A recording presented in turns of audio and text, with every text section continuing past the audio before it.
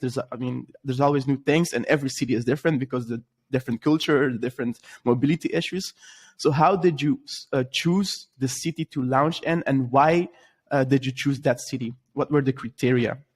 Yeah, really good question.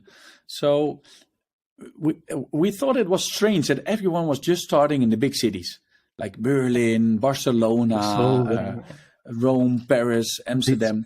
And we said, of course, if you put it in an Excel and you would see the density of people living there, of course you will get to, for example, Amsterdam, but there are also 20 operators. You have perfect public transport. You can call an Uber, which is there within 2 minutes.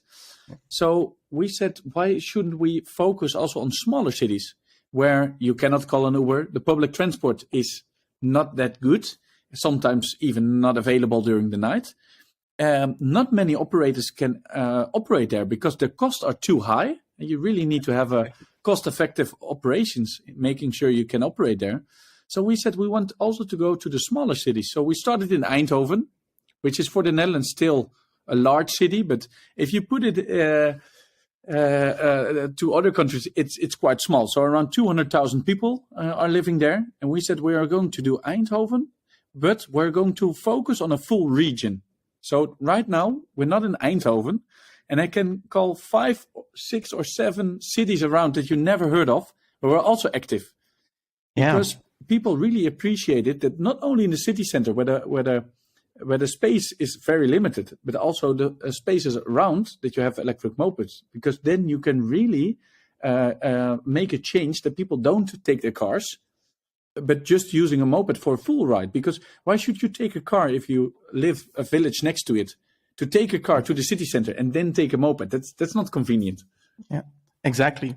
Actually, I asked this question because, I did research about Go Sharing, right?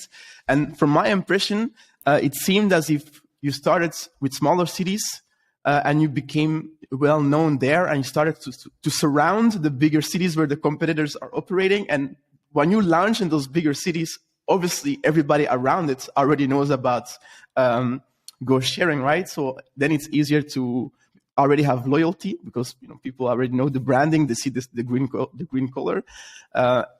Because when I was looking at Go Sharing, I saw that they were coming up in smaller cities, and all of a sudden they were everywhere. It's like I missed something in between because you all of a sudden you were in so many cities, right?